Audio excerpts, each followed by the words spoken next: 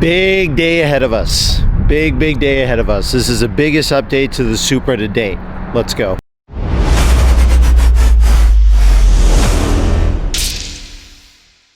Alright guys, so it's been a little while since I released a video on the Supra, or on anything for that matter. I've been waiting for a couple of parts to come in. Most of them are in, not all of them are in. I wanted to get as much of it in as possible because my buddy Andre, who's going to be helping me with the install today, he's really the guy that I'm trusting to get this car set up the way that I want it to be set up. Again, this is all for track use, so I want to make sure it's in the right hands. He's got a lot of experience with different cars, including the Supra. I'll show you guys the trunk of my car, just give you an idea of just how much stuff there is. So it is absolutely packed to the brim, boys. Packed. There's a rear diffuser that I wasn't able to install with Dr. Drew, just ran out of time. This is more aero bits. These are the side splitters from Varus as well, and a lot of other stuff underneath. A lot.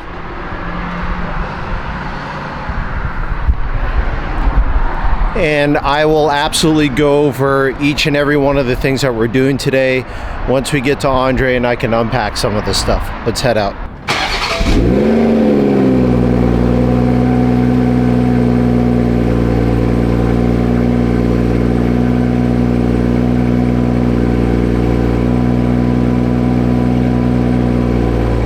Alright, we've made it to Andre's shop, and this place is so dope.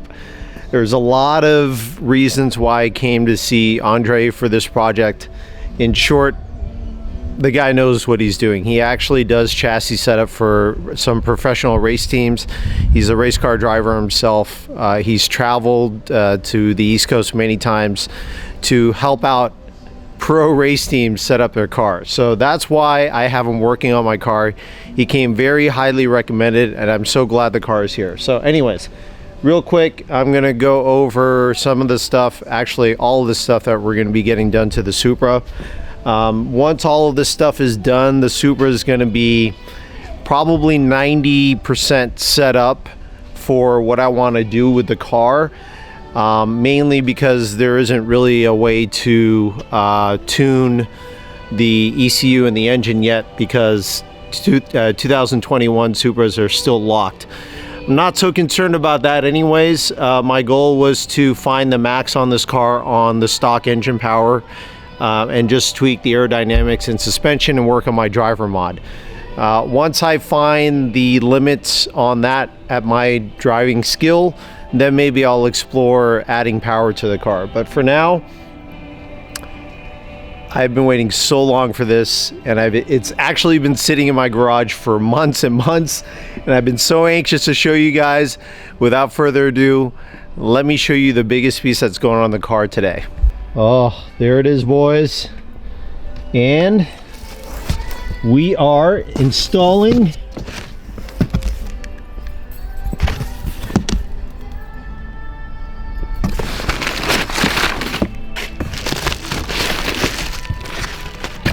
oh, buddy. Yes.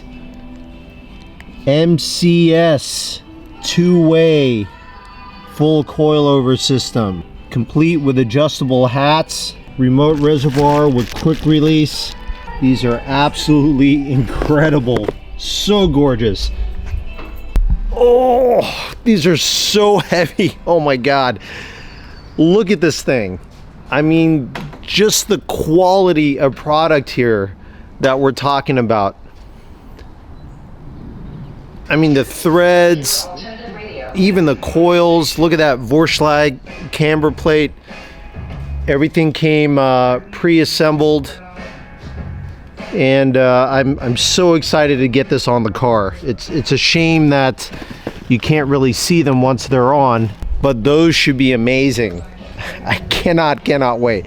All right, so besides the coilovers, we have to make sure that we're able to get the suspension dialed in where we want it with the coilovers. So things like control arms and adjusting camber, making sure the suspension geometry is functioning the way that we want. So to help with that, ooh, cold start.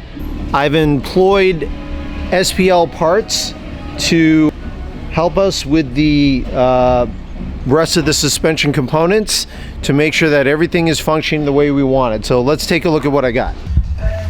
All right, I'm just going to go through piece by piece what we have from SPL and what the basic function of each piece is. First up, I have the SPL front end link piece here. This is going to attach to the front sway bar. This will give much more adjustment to the front sway bar, allow us to move it around with the suspension geometry. Again, I'm going to be saying that word a lot because it's important. We want to maintain as much of this intended suspension geometry as possible. So anyways, that's going to go for the front sway bar. The next piece up is a rear toe arm link. So this will allow us to adjust the toe in the rear of the car, and that comes with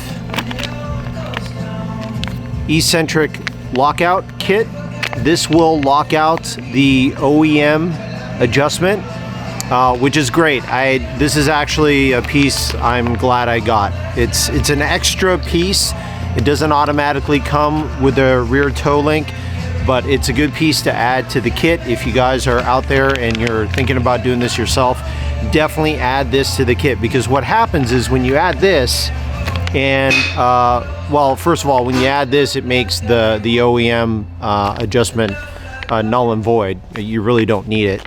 And this locks it out, because when you're on track, and I've seen this with the Type R2 and other cars that I've tracked, but when you adjust suspension, the settings tend to go out of whack, and the OEM stuff has a tendency to move quicker than aftermarket, more robust pieces like this.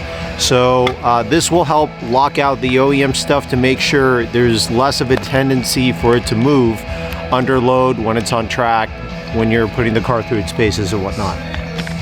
All right, next up is front lower control arms. Everything here is by SPL. This will replace the factory control arm. Now this has an adjustment on it to adjust camber, so you can extend this in and out. That'll help adjust camber, but that's probably not what we're going to be using this for, because I have Vorshlag camber plates on my MCS suspension. It's a lot easier to access the camber from the top of the plate than mess with this. So we're going to get this to where it's ideal lengthwise, just for OEM spec lengthwise, and then leave it there. This is more than you might be asking, okay, well then what's the purpose of even changing this? Well, there is a little bit of a roll-centric bolt that is accompanied with this that helps keep the suspension geometry more in check. So that's definitely a benefit there. And this is a much beefier piece than the OEM piece that's in there. And in fact, I'll go show that to you here in a second. But this is much thicker and much stronger. What's in the car from factory is kind of skinny aluminum, and many people that track their Supra, including Jackie Ding, including my buddy Anthony, you just have a tendency to bend these lower control arms, the factory ones anyways. And if you're as crazy as Jackie Ding and drive as hard as he does, there might even be a chance that you would bend this. So it's a very high stress piece for sure. It's taking a lot of the load in the suspension. So this is what this looks like. In fact, I'm going to take it out of the bag and I'm going to show it to you next to the factory piece and show you the difference. All right, so here is the SPL part. Pretty robust, very strong, nice construction. Okay, let me show you the factory piece here. All right, so there's a factory piece right there. Okay, look how kind of skinny that is, and that's aluminum, so it's pretty soft. Here's the aftermarket piece. Now this might be for the other side, but you get the idea. Okay, you get the idea how much thicker that is and how much stronger that's going to be as compared to the factory piece. So obviously there's no camber adjustment on the factory piece. It's unnecessary for our purposes probably. So like I said, we're just going to get this length set and then keep it there. Let's go ahead and have a look at the other pieces. Next up is the SPL rear link for the rear sway bar, rear drop link. So this just gives you some adjustability for the rear sway bar. Now, sure, it does help with stiffening the sway bar to some degree or loosening it to some degree. I think this is going to serve more of a purpose for when we actually get to corner balancing the car. There's going to be a lot of micro adjustments to do that properly. This might be one of the things that we're adjusting, which is the biggest reason why I got this. Whenever you're adjusting suspension around, again, you're just going to want to make sure that everything is as close to proper geometric specs as possible. And when you change one thing, it throws everything else out of whack, and you have to have adjustability to correct for that, which is a big reason for this and the rest of the parts. All right, next up is the caster rod bushing. This is kind of torture for anybody to install. Anytime you're talking about solid bushings in a car, you got to push out what's probably rubber in the factory location, which is soft, quiet, and gives you a comfy ride. And they might use harder rubber or harder polyurethanes to you know, increase the performance and have less play in that bushing for performance reasons. But when you're getting into tracking and wanting to have more adjustment, this actually allows caster adjustment as well, which will come into play into adjusting the suspension or dialing it into where we want. The factory bushing is more centric and doesn't allow for as much adjustment or any adjustment at all, and it's also not solid like this is. So this is a major pain in the booty to install in the car. But again, once it's in, we're gonna have a car that we can properly dial in. This will add more NVH to the car, but honestly, as comfortable as the A90 Supra is to drive, I don't know that it's gonna make enough of a difference, at least for me, that I'm gonna regret installing something like this. I have a pretty high tolerance for NVH to start with, so I'm not really worried about installing something like this. But if you are sensitive to NVH and actually you don't want to introduce NVH into the car, you can do a lot of the other things that we're talking about today and skip this. I had to go consult Andre for this one because I didn't really know how to properly explain this. I'm going to do my best here to do that for you guys now. So this is a front end link tie rod. There is a piece in the suspension, and I'll go show it to you now. For all intents and purposes, and this will make more sense when I show it to you on the car, but when this is in the car, when the car is flat and not on a lift, this will be as straight across as possible.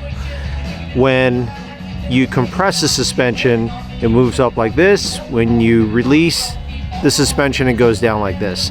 Now when it moves along on an arc, there's another arm that's attached to this that actually attaches to the car, the tie rod.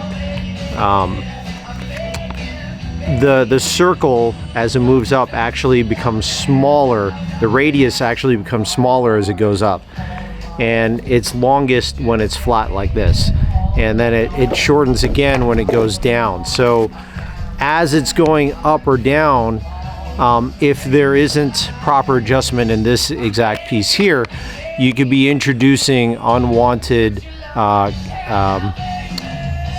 camber or lack of camber, right? So either negative camber or positive camber, depending on how this is articulating in the suspension. So the idea is to have this adjustable, so then when we take the car out on track, as we compress the suspension and decompress the suspension, we'll understand better how the car behaves under a full track load. And it might be the case where, well, turn one at Laguna, for example, it's a very mild kind of kink in the straight, for really is the best way to describe it. But your tires kind of, or your suspension kind of decompresses going over the crest. So when you land, that's going to either present more camber or less camber depending on how you have this set. So that's important, because if you have it in a spot where you're not comfortable, if it creates loose handling characteristics when the car finally does land and compress the suspension, that could be lack of control in the car, and moving at that speed is definitely not a good idea to not have control of the car. So that's the best way I can, in the most elementary way, break it down to you guys. If you need a further explanation, I'll try and do better in a separate video if you want, or just message me and I'll try my best to explain it a little more clearly for you. But let me go show you the OEM tie rod now, so you can see what this looks like next to it, and then you'll kind of understand where in the car it's actually attached to and how this functions. All right, so again, there is the SPL part. Just looking underneath here. All right, so this piece replaces this piece right here. And since the suspension is decompressed right now, you can see it's kind of angled downwards like this. When the car is on the ground, with factory specs, the idea is that this will be as close to straight across as possible at its longest position. So just to reiterate, when it moves up this way, it shortens. If it moves down, it changes the length and speed at which the end of this link is moving, which is why you want that adjustability there. It'll help adjust for unwanted suspension characteristics when you're compressing and decompressing the suspension. All right, and as far as the other components are concerned, the Varus diffuser, the side splitter, and the rear splat, we'll try our best to get that stuff installed. Maybe that will have to be for a different time, but the suspension is the most important part of this, and we'll get that done. And then our next track day, I'm gonna try like hell to get out on November 5th. It really depends on when my track wheels come in, which has actually been the biggest delay of anything. Of all the parts I've ordered, the wheels have taken the longest, and well, they're forged in China. Let's just put it that way. Anything from China, doesn't matter what it is taking even longer than everything else. So anyways, we're gonna wrap it up for right now. Let Andre work his magic and do all the installation. We'll see what it all looks like when it's done, and we'll take it out for a quick initial drive, and I'll tell you guys how it feels. All right, we're a couple of days later after the install is done with Andre. All the suspension components are in. I'm a little scruffy, I know, but I got the wheel off because I'm installing some motor grade wheel studs. I already have some wheel studs on there, but Andre recommended these. If you're gonna be tracking, it's a good way to go. Let's take a look at the suspension components real quick.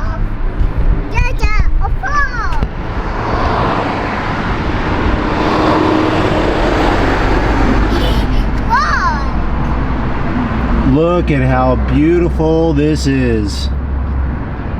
There's a motion control suspension coilover with the top hats. See the various SPL arms underneath. Everything looking tidy.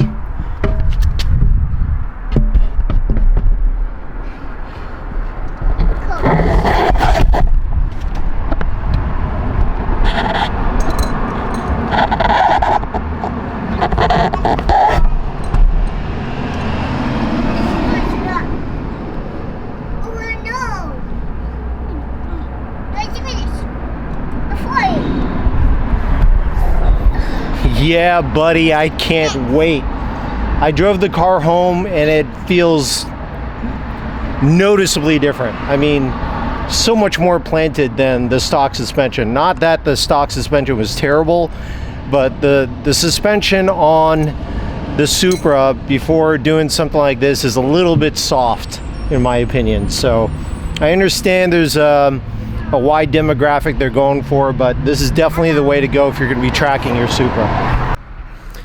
It is nighttime, and that is it for today's video, guys. Thank you so much for joining me. Don't forget to hit the like, comment below, and subscribe if you haven't already. We're getting ready for track day, which is tomorrow, so you're probably going to see this video before that. You definitely will see this video before that. But stay tuned, because we have our shakedown track day at Thunderhill with this car, with a full suspension, tires, wheels, everything. It's going to be glorious. So stay tuned for that. Until next time, stay hungry, stay fast, stay tuned. I'm Michael Baxi, and I'm out. Okay, I've been working like 3 jobs. Probably why I never see ya. Probably why I never have time for the fake friends that won't be ya. Oh God, I've been running now. Up early when the sun is out. Not setting out my own soul, but those real ones, they coming out. Oh look who's reaching out. Old friends wanna feature now. They don't work, so they need it free. Ooh, you reaching out from the west side.